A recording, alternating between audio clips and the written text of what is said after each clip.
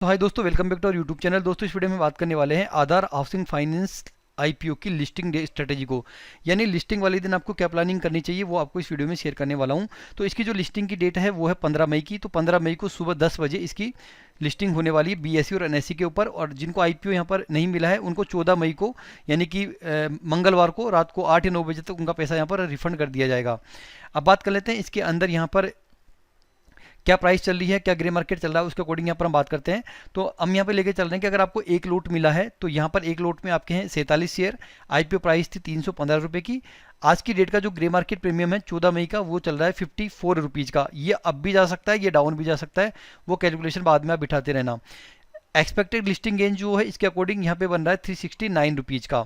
और 369 के expected listing के अकॉर्डिंग यहाँ पर आपका जो प्रॉफिट निकल के आ रहा है वो निकल के आ रहा है 2538 रुपये का, यानी कि लगभग 2500 रुपये का आपका प्रॉफिट बनता हुआ यहाँ पर आपको दिखाई दे रहा है।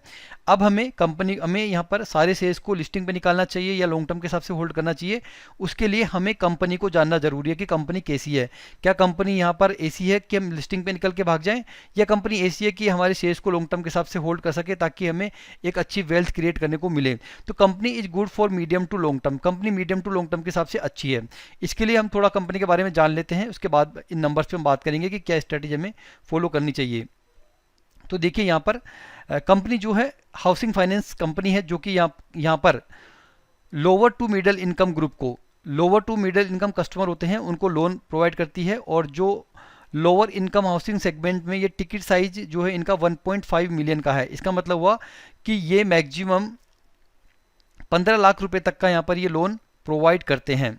इनका जो लोन सेगमेंट का जो टिकट साइज है वो 15 लाख का है, यानी 15 लाख तक का ये लोन प्रोवाइड करते हैं। और इसके बाद में यहाँ पर जो लोन प्रोवाइड करते हैं वो यहाँ पर मॉर्गेज लोन हो गया, कंस्ट्रक्शन लोन हो गया, होम इंप्रूवमेंट लोन हो गया।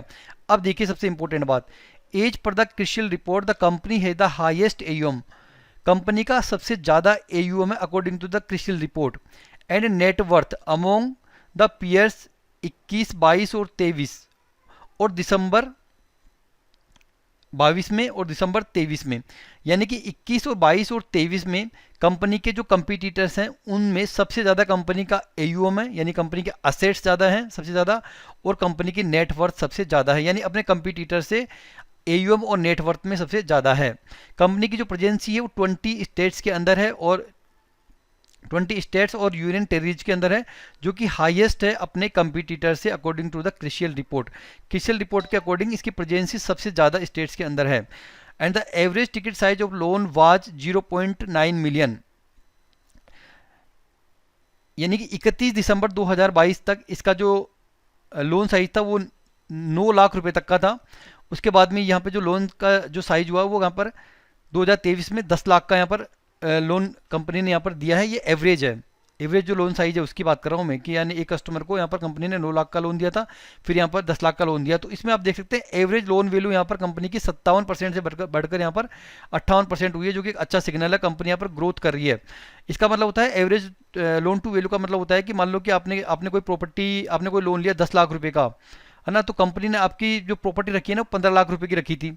उसके बाद में आपने लोन लिया 10 लाख रुपए का, तो कंपनी ने आपकी प्रॉपर्टी जो रखी है ना वो 18 लाख रुपए की रखी है। तो ये इस चीज़ को इंडिकेट करता है एवरेज लोन टू वैल्यू। तो पहले 57% की थी तो 58% की, तो ये ग्रोविंग होनी चाहिए।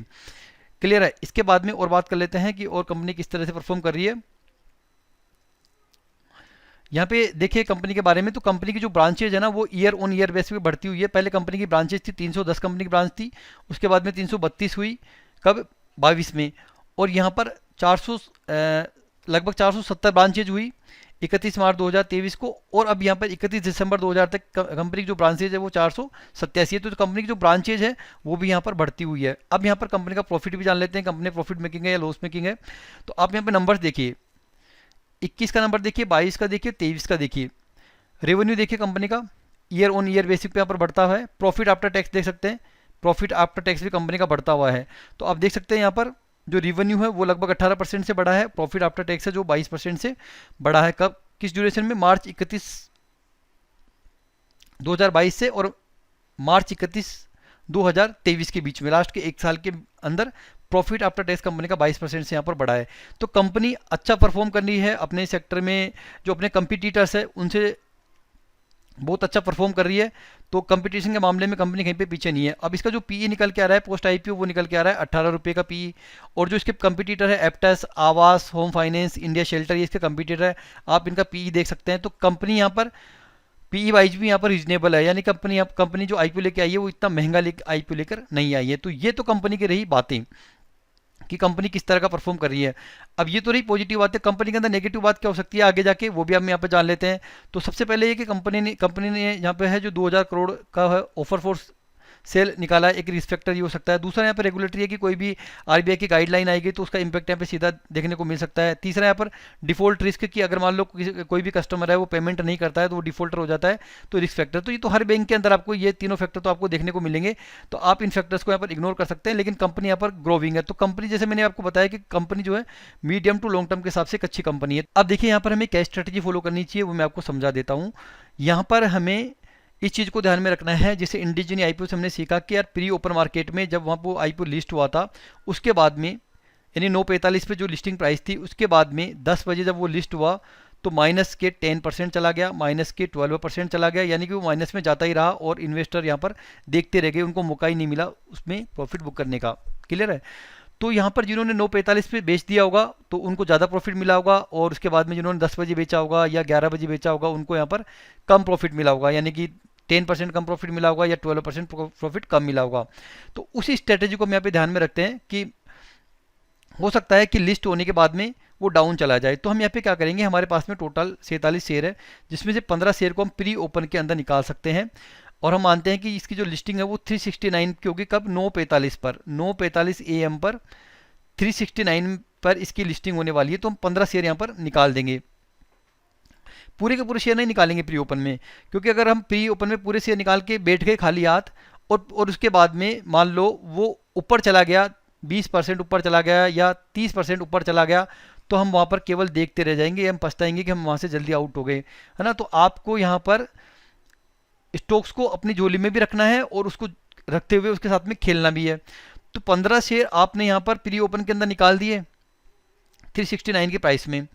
अब देखिए दो केस बनते हैं, कब? कितने बजे के? 10 बजे के। 9:45 तक का तो मैंने आपको ये समझा दिया, ये 9:45 तक का कार्यक्रम था पूरा ये। अब 10 बजे का आपको समझा देता हूँ, 10 बजे पे क्या हो सकता है। अगर 10 बजे यहाँ पर प्राइस डाउन चली जाती है, 369 से डाउन चली जाती है, फॉर एग्जांपल 360 चली जाती है या 355 चली जाती है, उस केस में आपको क्या करना है, स्टॉप लॉस सेट करना है 315 रुपये का, यानी कि आईपीओ प्राइस का आपको स्टॉप लॉस सेट करना है कि जिस प्राइस के ऊपर आपने आईपीओ लिया है उससे कम में आपको निकालना नहीं है, अदरवाइज आपको यहाँ पर लॉस हो जाएगा।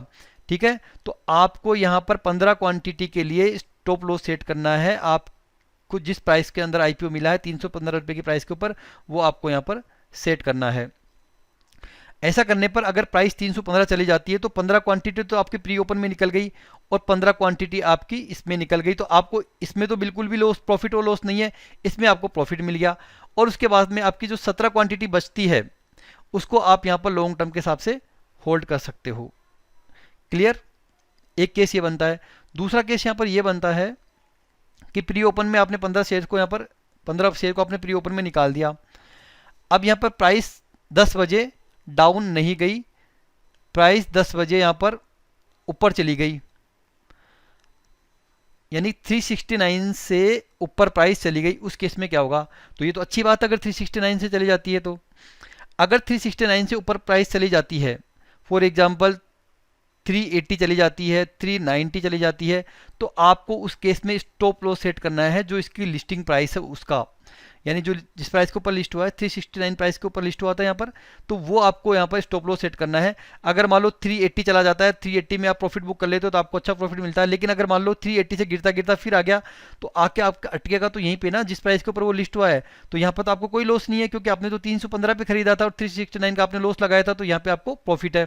तो 15 क्वांटिटी आप यहाँ पर इस तरह निकाल सकते हो। तो 15 क्वांटिटी आपने प्री ओपन में निकाल दी, 15 क्वांटिटी ऊपर जाने पर निकाल दी और 15 बाकी की 17 क्वांटिटी को आप लॉन्ग टर्म के हिसाब से होल्ड कर सकते हो। अगर आप ये चाहते हो कि यार मैं तो लॉन्ग टर्म के हिसाब से मुझे होल्ड करना ही नहीं है, मुझे तो निकालना ही है, तो 15 शेयर को आप प्री ओपन में निकाल दो और बाकी के शेयर को इन दोनों स्ट्रेटेजी के बेस पे आप निकाल दो। तो इसके अंदर आप नंबर्स में चेंज कर लेना, 15 के अंदर आप ऐसे कर सकते हो, आप इसको 10 करके आप इनके साथ में कर सकते हो कि आप जरूरी नहीं कि फिक्स 15 करो, आप यहाँ पे 20 क्वांटिटी कर लो, अगर यहाँ पे डाउन चला जाता है तो यहाँ पे आप यहाँ पर 25 क्वांटिटी कर लो। तो इस तरह से आप नंबर्स के अंदर चेंज कर सकते हो, लेकिन मैं यहाँ पर जो करने वाला हूँ वो यही स्ट्रेटेजी फॉलो करूँगा। कुछ शेयर में प्री ओपन में निकाल दूंगा, कुछ शेयर के साथ में ये स्ट्रेटेजी फॉलो करूंगा, और कुछ शेयर को मैं यहाँ पर लॉन्ग टर्म के हिसाब से होल्ड करूंगा। जैसा कि मैंने आपको बताया कि कंपनी लॉन्ग टर्म के हिसाब से कोई बुराई नहीं है। मुझे 2 लॉट मिले हैं, 2 लॉट में से मैं लगभग 1 लॉट को तो लॉन्ग टर्म के हिसाब से होल्ड करूंगा और 1 लॉट के साथ में मैं ये वाली स्ट्रेटेजी फॉलो करने वाला हूँ। वीडियो अच्छा लगा तो लाइक कर दीजिए दोस्तों, कोई भी सवाल है कमेंट करके पूछ सकते हैं, और इस वीडियो के डिस्क्रिप्शन में आपको टीवीटेक आईपीओ की लिस्टिंग की स्ट्रेटेजी मिल जाएगी। आपको स्ट्रेटेजी कैसी लगी कमेंट करके जरूर से बताइए, चैनल को सब्सक्राइब कर लीजिए। और जिस दिन इसकी लिस्टिंग होगी यानी 15 मई को इसको सुबह 10 बजे लिस्टिंग होगी ना, तो मैं सुबह कोशिश करूंगा 8 बजे आपके आसपास आप लाइव आऊँगा, लाइव सपोर्ट प्रोवाइड करूँगा। कोई भी क्वेश्चन होंगे आपका मैं उस पर रिप्लाई करूँगा। जैसे मैं इंडिजिन आईपीओ के अंदर भी लाइव आया था, तो इन आईपीओ के अंदर भी मैं लाइव आऊँगा सुबह 8:30 बजे।